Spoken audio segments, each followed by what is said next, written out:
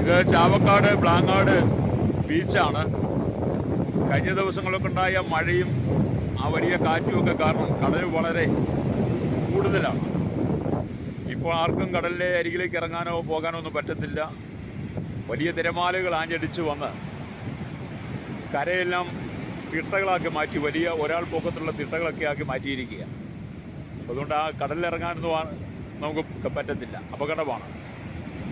അപ്പോൾ തന്നെ ഇതിലെ സൈഡിലേക്ക് നിന്ന് ഒരുപാട് പേര് എന്തൊക്കെയോ തിരയുന്നത് കാണാൻ കഴിയും. അത് താഴോട്ട് നോക്കി നിന്ന് കാണാൻ കഴിയും. അവരെന്തൊക്കെയോ തിരയുന്നുണ്ട്.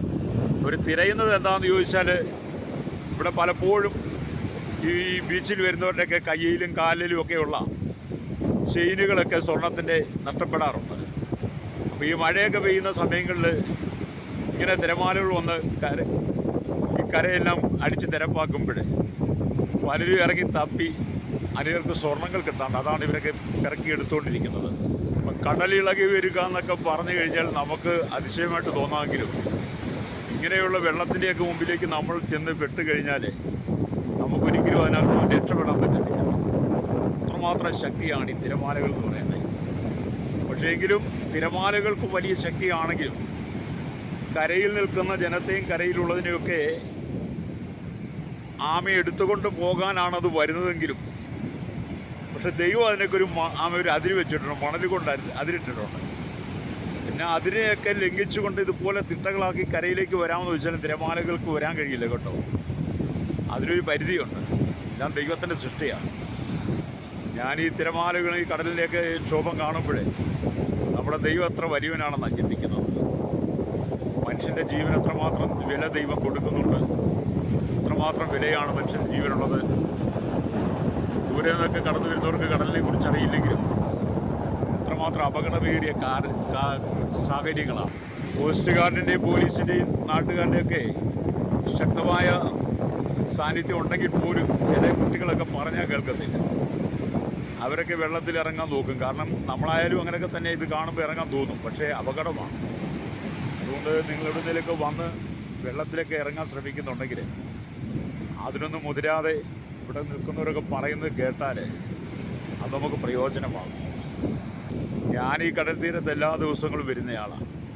അതുകൊണ്ട് ഈ കടൽ തീരം എന്ന് പറയുമ്പോൾ വളരെ സുപരിചിതമായൊരു അനുഭവമാണ്. ഓരോരുത്തർ കണ്ടില്ല, ഓരോന്നൊക്കെ പിറക്കാൻ ഓടി നടക്കുന്ന കണ്ടില്ലേ, എന്തെങ്കിലുമൊക്കെ കിട്ടും. വലിയ കാറ്റാടിമരമൊക്കെ കടപുഴകി വന്ന് തിരമാല അടിച്ചു കൊണ്ടത് കരയിലേക്ക് അടുപ്പിക്കുന്ന, കരയിലേക്ക് അടുക്കത്തിൽ ഇങ്ങനെ കിടന്ന് കറങ്ങിക്കൊണ്ടിരിക്കുകയാണ്. ഇവരൊക്കെ എന്തൊക്കെയോ തിരഞ്ഞുകൊണ്ടിരിക്കുകയാണ്. വളരെ അന്വേഷണത്തിലാണ്, എല്ലാവരും വളരെ അന്വേഷണത്തിലാണ്. എന്തെങ്കിലും കിട്ടിയാൽ എത്രയായില്ലേ. ഇവിടെയൊക്കെ ഒരുപാട് കച്ചവടം ചെയ്യുന്ന സ്റ്റാളുകളൊക്കെ ഉണ്ടായിരുന്നു. അതെല്ലാം വെള്ളത്താൽ വന്ന് എടുക്കപ്പെട്ടതുപോലെയാണ്. ഇങ്ങനെയൊക്കെ ആയാൽ ചിലപ്പോൾ അതെല്ലാം പൊളിച്ചു മാറ്റേണ്ടി വരും. അങ്ങനത്തെ ഒരു അവസ്ഥയിൽ എത്തിയിരിക്കാം.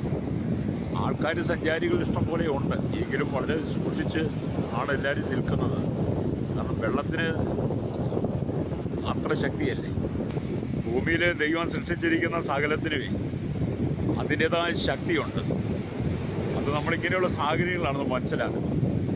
കടൽക്കരയിൽ വന്ന് ഇങ്ങനെ കടലിൽ ശോഭിച്ച് നിൽക്കുന്ന, കടൽ കൂടി നിൽക്കുന്ന സമയത്താണ് വെള്ളത്തിൻ്റെ ശക്തി, കടലിൻ്റെ ശക്തിയൊക്കെ എത്രമാത്രമാണെന്ന് നമുക്ക് മനസ്സിലാക്കാൻ കഴിയുന്നത്.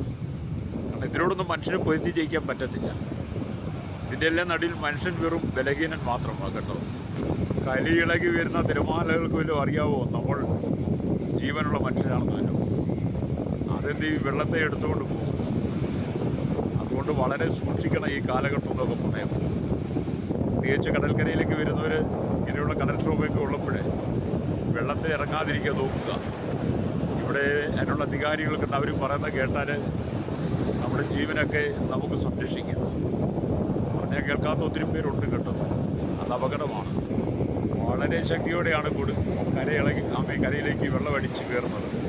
അത്ര പെട്ടെന്ന് ആ തിട്ടകളൊക്കെ ഇടിഞ്ഞ് ഒരാൾ പൊക്കത്തിൽ വരെ തിട്ടകളായി നിരപ്പായിട്ട് കിടന്ന സ്ഥലമാണ്. ഇനി അതെല്ലാം ലെവലായി വരണം. ഈ വെള്ളത്തിലൂടെയൊക്കെ ഇറങ്ങി നടക്കുന്നവർ തിരയുന്നത് സ്വർണ്ണങ്ങളും പൈസകളും ഒക്കെ ആകണം. അതൊക്കെ കിട്ടാറുണ്ട്. പലർക്കും അങ്ങനെ കിട്ടിയിട്ടുള്ള ചരിത്രങ്ങളുണ്ട്. ഒന്നും ആർക്കണ്ടൊക്കെ കിട്ടിയെന്നാണ് പറയുന്നത്. ഞാനിവിടെ വന്നപ്പോൾ നമ്മുടെ സുഹൃത്തുക്കളൊക്കെ ഉണ്ട് ഒരുപാട് പേര്. അവരോടൊക്കെ അന്വേഷിക്കുമ്പോൾ പറയുന്നതാണ്.